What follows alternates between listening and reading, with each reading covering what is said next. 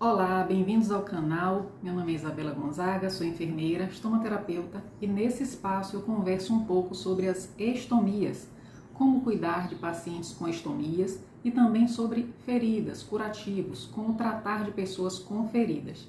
Nesse vídeo eu quero falar um pouco sobre a traqueostomia, que é uma estomia que permite a respiração do paciente.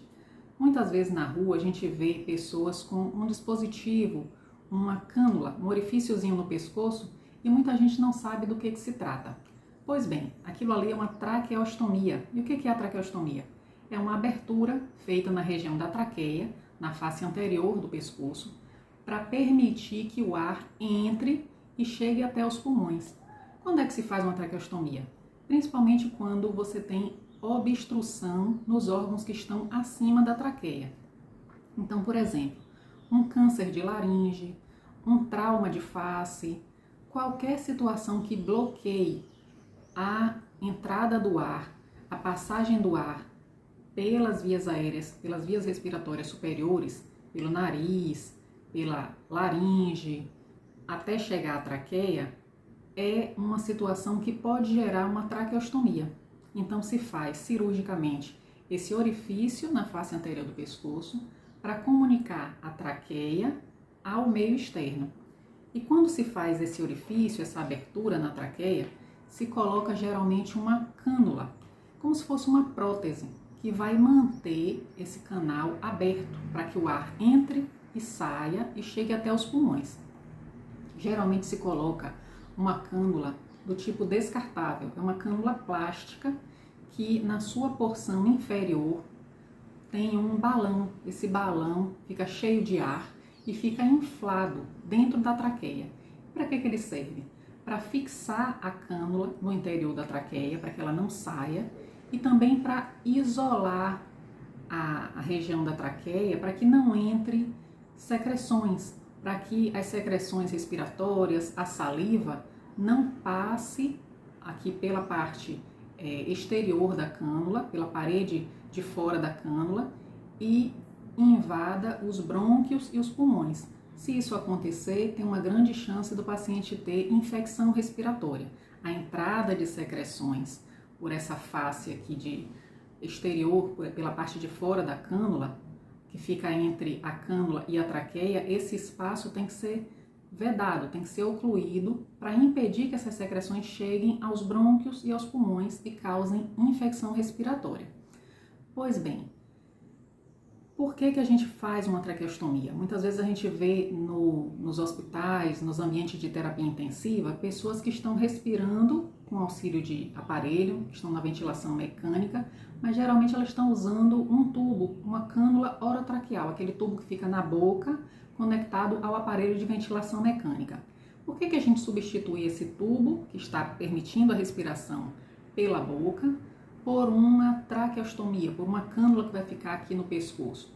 Porque já existem muitos estudos que já comprovaram que é mais benéfico para o paciente fazer uma traqueostomia do que ficar longos períodos respirando por essa cânula orotraqueal. Essa cânula orotraqueal, ela pode prejudicar a parede da traqueia, ela pode lesionar as cordas vocais, ela dificulta o desmame ventilatório, porque o espaço que o ar tem que percorrer até chegar aos pulmões é um espaço mais longo. Então a traqueostomia ela encurta esse espaço, esse caminho que o ar tem que percorrer para chegar aos pulmões. Esse encurtamento, essa diminuição do chamado espaço morto facilita o desmame ventilatório. E além do mais, a traqueostomia ela vai facilitar a higiene brônquica, a retirada de secreções que aparecem na traqueia, nos brônquios.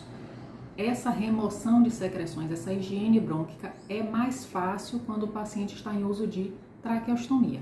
Por isso que recomenda-se, os especialistas indicam que se faça uma traqueostomia naqueles pacientes que vão permanecer em ventilação mecânica por longos períodos. Então, geralmente o que a gente vai ver nos ambientes de terapia intensiva são pacientes usando esse tipo de cânula que permite conectar a traqueostomia aos aparelhos de ventilação mecânica. Quando o paciente recebe alta, se ele ainda vai sair do hospital em uso de cânula de traqueostomia, muitas vezes se substitui essa cânula plástica descartável por uma cânula metálica, que é um dispositivo um pouco diferente. Geralmente o que a gente vê as pessoas utilizando na rua é esse tipo de cânula aqui, a cânula metálica. A cânula metálica, ela possui uma subcânula que fica aqui encaixada e ela pode ser retirada para higiene.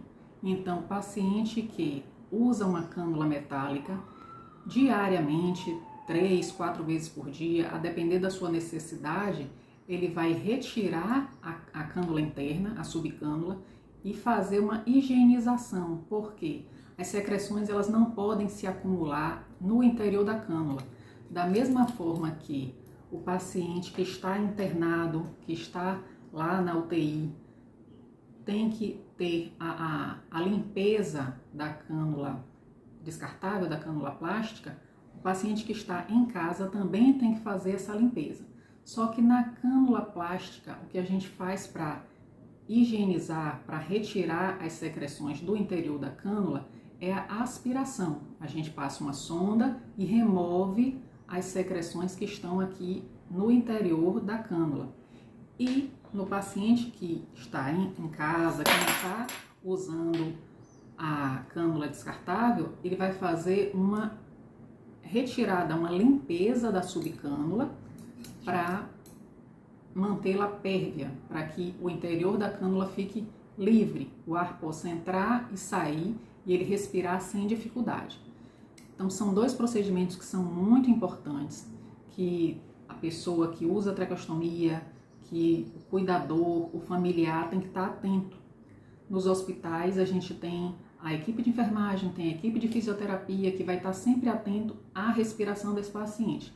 Quando tem sinais de secreção, tem presença de secreção na cânula, a gente vai proceder à aspiração de secreções. É um procedimento estéreo, no hospital a gente faz com luva estéreo, com a sonda estéreo e vai retirar as secreções do interior da cânula. Em casa vai ser feita a higienização da subcânula, a limpeza da subcânula, que é um procedimento limpo. Vai ser feito lavando as mãos ou no máximo com luva de procedimento, que não precisa ser luva estéreo, mas tem que ser feito de forma que mantenha o interior da cânula, da subcânula, livre de secreções. Esses cuidados são muito importantes porque eles vão evitar o acúmulo de secreção no interior da cânula.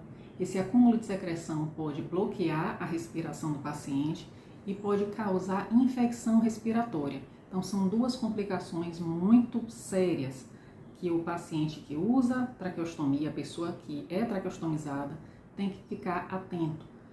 O risco de infecção respiratória, que é muito mais alto, e o risco de obstrução da cânula por secreções, que em algumas situações, quando há uma obstrução total dessa cânula, a pessoa pode morrer por asfixia. Então, se você é profissional de saúde, profissional ou estudante de enfermagem e quer saber como fazer esse procedimento de limpeza da subcânula, de aspiração de secreções, quer entender um pouco mais sobre o cuidado da pessoa com traqueostomia, siga esse canal. E se você quer ter um material completo com todas essas dicas, eu vou deixar o link do e-book que explica direitinho sobre a traqueostomia e os seus principais cuidados. Se você gostou desse vídeo, já deixa o seu like e compartilha com quem você sabe que precisa dessas informações. Até a próxima!